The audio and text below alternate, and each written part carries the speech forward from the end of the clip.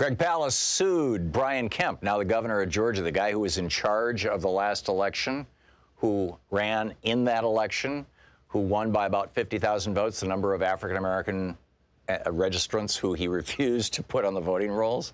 It's amazing. Plus the million people he threw off the voting rolls. Check this out. Leave your comments, ding the bell, share it with your friends, and subscribe to our channel. It's our old buddy Greg Palast, the peripatetic investigative journalist, author, filmmaker. His most recent piece, The Best Democracy Money Can Buy, Greg Palast, Palast.com is his website, and his Twitter handle is Greg_Palast, just like mine is Thom_Hartmann. So I understand that Judge Eleanor Ross, this federal judge, gave you a giant victory over the guy who's the governor of Georgia now because he was able to steal a vote from Stacey Abrams, Brian Kemp.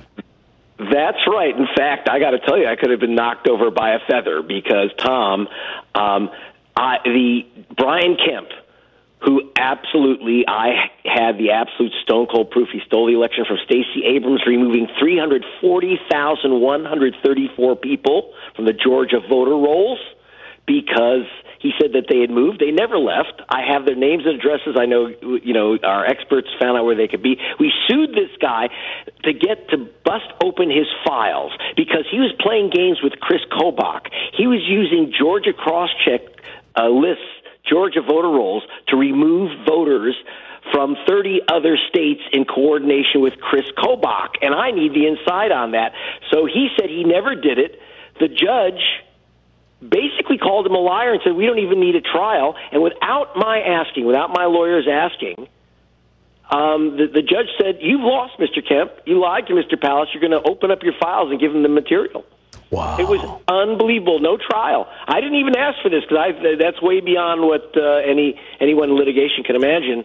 But for Brian Kemp and for the GOP ballot burgling machine, this is not good news because we're cracking open their files everywhere. It also underscores a new trick that the Palast Investigative Fund is using, and I'm doing this now for the Guardian USA, which is we are using the National Voter Registration Act, threats of lawsuits. We've filed several.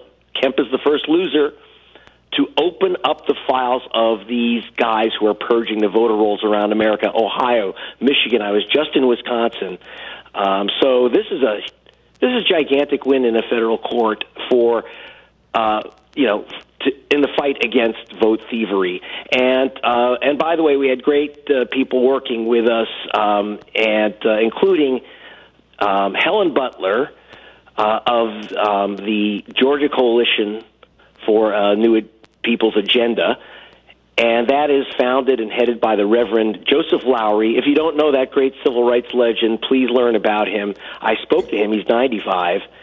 And he said, Brian Kemp is just Jim Crow all over again. Yeah. This is a big win. And in fact, in my home state of Michigan, I understand tens of thousands of voters just before the last election, and I don't recall Trump's victory in Michigan. I think it was 17,000 votes or something like 14,000.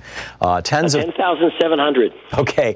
Tens of thousands of voters with names like James Brown and Mohammed were purged from the Michigan lists because Rick Snyder, the Republican governor of Michigan, said, oh, these people are also on Brian Kemp's list that he sent us from Georgia. So obviously they're voting in both states. They must be, voting in Georgia and then hopping in their cars and driving like a bunny up to Michigan and then illegally voting here in Michigan. And he purged their names. All these people showed up to vote. They were given provisional ballots, which are never counted unless an election is contested in a court of law. And therefore their ballots were never counted. But when the exit pollsters said, who'd you vote for? They said, oh, I voted for Hillary Clinton, and that's why the exit polls show Hillary Clinton winning, but the actual tabulation shows Donald Trump winning. Do I have all that right, Greg? Well, in fact, I went to the Secretary of State of Michigan and showed him the Georgia list he was using, the list from Brian Kemp that he was using in Michigan to knock off voters. And he says, yes, we are aggressively using that list. Aggressively. Wow. I estimate 50 to 60,000 Michiganders, almost all of them voters of color, were removed before the 2016 election, about 5 times Trump's supposed margin in Michigan. Yeah, we're going to crack this all open. We're going to haul Michigan into federal court as well, and get the skinny on this and bust it. Yeah, this is why I wrote this book, the Hidden History of the War on Voting. And, yes, it is. And thank you for the blurb on the front cover. Let me endorse it. Yes. Fantastic. Yeah. It's amazing. No, you really want it. Yeah. I thought I knew everything about voting. I think it's important that we spread this message. Greg, you mentioned the National Voting Rights Act, or it was referred to back when it was passed in what, the 70s, as I recall, called the Motor Voter Act. Yes. And the Republicans... in 93 under Bill Clinton. 93, okay, thank you. And the Republicans absolutely hated this thing, and they said, if you give states the ability to automatically register people to vote when they get a driver's license, then blah-de-blah-de-blah, But the reality is that, it hasn't been putting phony baloney people on the voting rolls, and it has been a big thing. But the important thing is, in 2000, in Bush v. Gore, and Anthony Scalia, who was Rehnquist. Mr. Rehnquist, Chief Justice Rehnquist, famously is quoted in that decision as saying there is no right to vote for President of the United States in the Constitution. There is no constitutional right for individuals to vote for the President. Now, of course, he was referring to the Electoral College, but the Motor Voter Act, that 1993 piece of legislation, in its preamble says voting is a right in the United States of America. Fundamental right, yes, a fundamental right. And it is also, and very important for lawyers listening, it's also in the text, which is very important, which gives it weight of law. That's correct. So we have it in the national law, but they do everything to undermine it, and that's why, unfortunately, after 20 years, Tom, I'm still on the vote-thieving trail. Well, this is the important thing. This has never been adjudicated at the level of the Supreme Court, and that's why it's been largely ignored by the Republicans. But if the Supreme Court, and this is my last book on the Supreme Court, the betrayal of America, but if using judicial review, the Supreme Court was ever to say, yes, that's constitutional, we actually do have a right to vote, then all this kind of stuff that Brian Kemp and these nearly 30 Republican governors are literally doing right now. This is their election strategy for 2020: is to purge as many people as possible, particularly people of color, off the voting rolls, and they're doing it and they're getting away with it. If that particular part of the Motor Voter Act could be adjudicated, it could change everything. What do you think?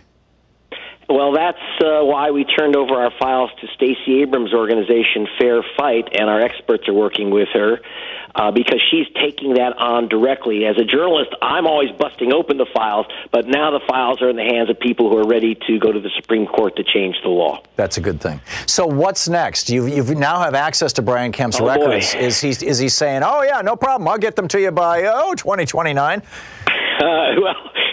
Well, that's the thing. It's always I got to chase the guy around. Last time I got him at at a pig roast. Yeah, I remember right the video. The pig. Yeah, and so I got to chase. This is one of the problems. I got to chase this guy around. They lie. They say they don't have the papers. The judge was just fed up. So I don't know. I guess the judge could find him in contempt if he keeps up this game. But what I'm very interested in doing is saying, look what I did to Kemp. And by the way, he's got to pay me now. Look what I did to Kemp. If you want to take me on in Michigan, if you want to take me on these right-wing groups Wisconsin. in Ohio, and I just came back from Wisconsin, by the way. That's the other place I'm going, because the reason went to Wisconsin, unusually, you had an uprising which got rid of Scott Walker and put in not only Tony Evers, but his lieutenant governor, Mandela Barnes, an African-American who's deeply committed to protecting voters. And the state Republican-controlled legislature passed a law to remove 247,000 people, in almost all of them in Milwaukee and Madison, that is Democrats of a darker hue. And the state is fighting the purge because you have a right-wing organization called Wisconsin Institute for Law and Liberty, and backed by the right-wing billionaire Bradley family. And they are suing the state to force the state, this is crazy, but to force the state to purge people that the state itself has now said, this list is phony.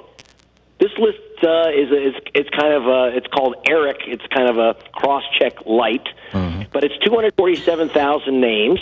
And so I'm telling the state that I'm going to have my experts go through that list name by name. I can tell you it's completely phony. They are fighting this purge. So you have an unusual situation in which a state is actually fighting a purge. But the Republicans are desperate. Trump won Michigan by less than 23,000 votes. This is 10 times, so they're trying to purge 10 times as many people as Trump's so-called victory margin in 2016. Republicans know the only way they can win an election is by cheating. I mean, that's the bottom line. Greg, we're out of time, but real quickly, what can people do who want to learn more information? Where can they go? What should they do? GregPalast.com and read me in the Guardian USA.